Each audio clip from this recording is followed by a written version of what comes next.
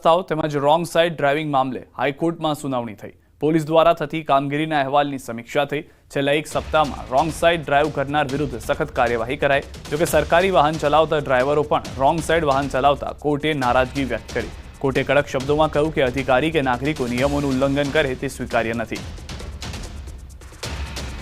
આજે મહત્વની વાત તો હતી જ્યારે સરકારે એમની એફિડેવિટ રજૂ કરી, જેની અંદર તેમણે 1 કરોડથી વધારેનો દંડ વસૂલ્યો છે તેની વાત કરવામાં આવી। તે ઉપરાંત ખૂબ જ એવી પ્રમાણમાં એફઆઈઆર કરવામાં આવી, તેના આંકડા રજૂ કરવામાં આવ્યા। અને મહત્વની વાત એવી હતી કે જે કોર્ટે બહુ સ્પષ્ટપણે કીધું કે કાયદો સર્વોપરી છે, તેનાથી ઉપર કોઈ નથી। આપને હાઈકોર્ટની કે અન્ય કોઈ પોલીસની કે અન્ય કોઈ વગદાર વ્યક્તિઓના સ્ટીકર લખેલી કે નામ લખેલી જ્યારે ગાડીઓ મળી આવે અને તેઓ પણ જો કાયદાનો ભંગ કરતા હોય તો તેઓની પણ સામે સખત કાર્યવાહી કરવી જ જોઈએ।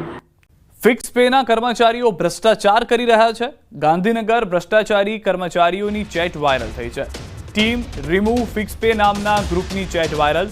વિજય પટેલ નામના કર્મચારીની ચેટમાં ખુલાસો।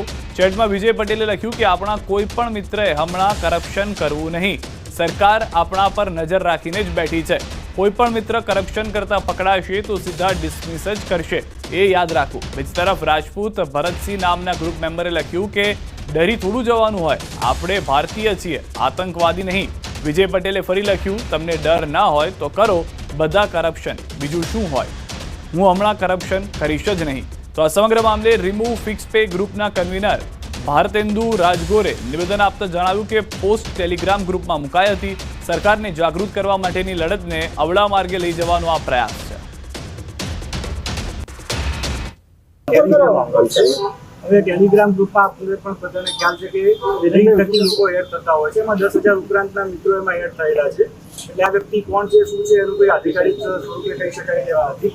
પણ જો જોઈએ તો એવું લાગે છે કે 2-3 વર્ષથી જે સોશિયલ મીડિયા થકી ટ્વિટર આંદોલન થયું એમાં જે સરકારને આ વિષયમાં જરાક જાગૃત કરી શકાય તબક્કે પહોંચ્યા, ત્યારે કોઈ ત્રાહિત વ્યક્તિઓ આ જે લડત છે લડતને ગેરમાર્ગે કે ઊંધા રસ્તે લઈ જવા માટેની કોઈ વાત કરતા હોય એવું આપણને જણાવી આવે છે। ચાંદી 1 લાખને પાર થઈ ગયા છે। ચાંદીનો ભાવ ઓલ ટાઈમ હાઈ। અત્યાર સુધીની ચાંદીની સર્વોચ્ચ સપાટી 1 કિલો ચાંદીનો ભાવ 1,20,000 થયો છે। સોનાનો ભાવ 1,03,500 પર પહોંચી ગયો છે। તો જે રીતે હાલમાં જાણકારી છે, જે અસર જોવા મળી રહી છે વૈશ્વિક સ્તર પર, તે ભારત ઉપર પણ ગુજરાત ઉપર પણ જોવા મળી રહી છે। ચાંદીનો ભાવ ઓલ ટાઈમ હાઈ થઈ ગયો છે। જે પહેલાં થોડા સમય પહેલાં પણ કહેવામાં આવતું હતું કે ચાંદી 1.25 લાખને પાર થશે, તે 1,20,000 થઈ ગયો છે, જ્યારે સોનાનો ભાવ 1,03,500 રૂપિયા।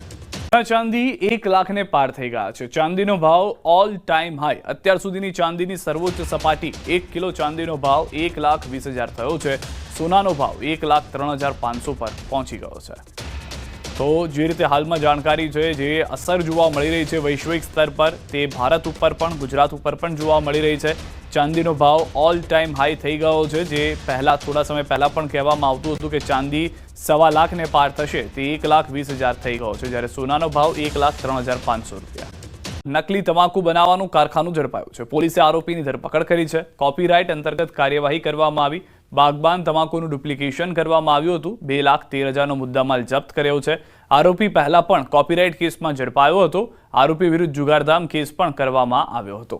સુરત ઝોન 1 એલસીબી ટીમને બાતમી મળી હતી, જેના પછી તિરુપતિનગર સોસાયટીમાં એક ઇસમ જે છેલ્લા કેટલાય દિવસોથી બ્રાન્ડેડ વસ્તુનું ડુપ્લિકેશન કરી રહ્યો છે, જે આધાર પર એલસીબી ટીમ દ્વારા રેડ કરવામાં આવી, જ્યાં હર્ષદ કાછડિયા નામનો ઇસમ એક મશીન મારફતે છેલ્લા ઘણા દિવસોથી બ્રાન્ડેડ બાગબાન તમાકુનું ડુપ્લિકેશન કરતો હતો। આ ઇસમ ડુપ્લિકેટ તમાકુ લાવી બાગબાન કંપનીને લેબલ લગાવી મોટી માત્રામાં તમાકુનો જથ્થો બજારમાં વેચતો હોય, તેને લઈને પોલીસ દ્વારા કાર્યવાહી કરવામાં આવી હતી। બનાવની જગ્યા પરથી મોટી માત્રામાં ડુપ્લિકેટ તંબાકુનો જથ્થો, બાગબાન કંપનીના લેબલ મારેલા સ્ટીકર અને अलग अलग पाउच मिल आया है। वराछा विस्तार में से डुप्लीकेट बागबान टोबैको बनाने की पूरी कारखाना को जोन 1 की एलसीबी ने धरपकड़ किया है।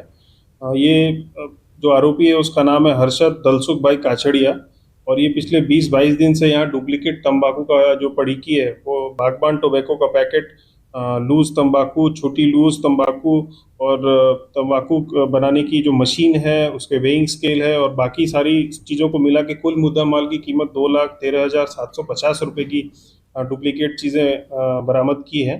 इसमें हमने वराछा पुलिस स्टेशन में कॉपीराइट एक्ट के तहत एक केस रजिस्टर किया है जो आरोपी है वो पहले भी कॉपीराइट के केस में फंस સમાચાર બે હેડ કોન્સ્ટેબલ સામે મહિલાની અરજી મરજી વિરુદ્ધ સંબંધ બાંધવાનો લગાવ્યો આરોપ 3 વેપારી સામે પણ મહિલાના આરોપ લલચાવી વારાફરતી શારીરિક સંબંધ બાંધવાનો આરોપ લગાવવામાં આવ્યો છે